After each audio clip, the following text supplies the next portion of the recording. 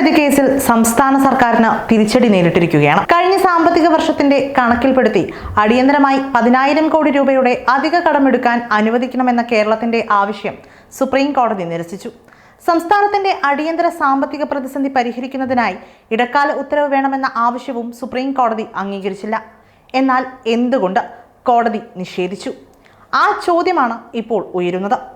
കഴിഞ്ഞ സാമ്പത്തിക വർഷം 13,608 കോടി രൂപ കടമെടുക്കാൻ കോടതിയുടെ ഇടപെടലിനെ തുടർന്ന് സംസ്ഥാനത്തിന് കഴിഞ്ഞിട്ടുണ്ടെന്ന് സുപ്രീം കോടതി ചൂണ്ടിക്കാട്ടി. അതിനാൽ അധിക കടമെടുക്കാൻ കേരളത്തിന് ഇപ്പോൾ അനുവാദമില്ല. തൽക്കാലം കടമെടുപ്പ് പരിധിയിൽ കേന്ദ്ര സർക്കാരിന്റെ നിബന്ധന പാലിക്കാൻ സംസ്ഥാനം തയ്യാറാകണം.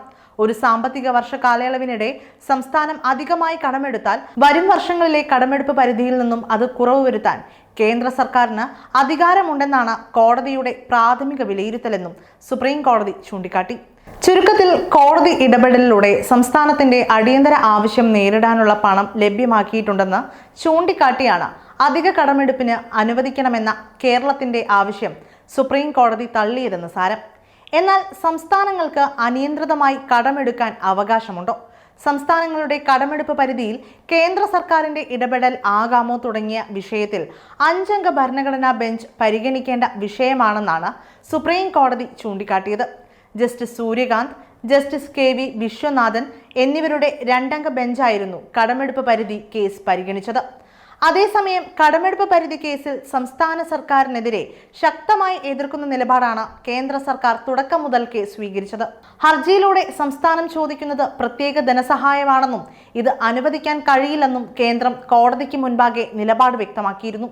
കൂടാതെ 2023-24 കാലയളവിനിടെ സംസ്ഥാന GDP-യുടെ 4.25% കടം എടുത്തിട്ടുണ്ടെന്നും ഇനി 25,000 കോടി കൂടി കടമെടുക്കാൻ കേരളത്തെ അനുവദിച്ചാൽ സംസ്ഥാന GDP-യുടെ 7% കടമെടുപ്പ് പരിധി ഉയരുമെന്നും കേന്ദ്ര സർക്കാർ വാദിച്ചു.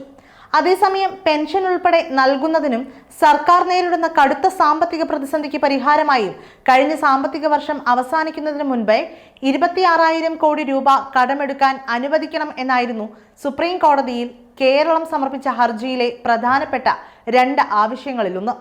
ഈ വിഷയത്തിൽ ഇടക്കാല ഉത്തരവ് പുറപ്പെടുവിക്കണമെന്നും കേരളം ആവശ്യപ്പെട്ടിരുന്നു. ഫെബ്രുവരി, മാർച്ച് മാസങ്ങളിലായി കേസ് പരിഗണിച്ച കോടതി കേന്ദ്ര സംസ്ഥാന സർക്കാരുകളുടെ വിശദമായ വാദം കേട്ടു. ഫെബ്രുവരിയിൽ കേസ് സുപ്രീം കോടതി പരിഗണിക്കുന്ന വേളയിൽ ഹർജി പിൻവലിച്ചാൽ മാർച്ച് അവസാനിക്കുന്നതിന് മുൻപേ തന്നെ 13,608 കോടി രൂപ കൂടി കടമെടുക്കാൻ അനുവദിക്കാമെന്ന് കേന്ദ്ര സർക്കാർ കേരളത്തെ അറിയിച്ചു.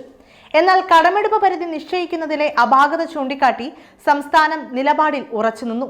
മാർച്ച് 6-ന് സുപ്രീം കോടതി വീണ്ടും കേസ് പരിഗണിക്കവേ സാമ്പത്തിക പ്രതിസന്ധി ഉണ്ടെന്ന് വാദിക്കുന്ന സംസ്ഥാനം എന്തുകൊണ്ടാണ് കേന്ദ്രം നൽകിയ 13,608 കോടി രൂപയുടെ കടമെടുപ്പ് വാഗ്ദാനം സ്വീകരിക്കാത്തതെന്ന് ചോദിച്ചിരുന്നു.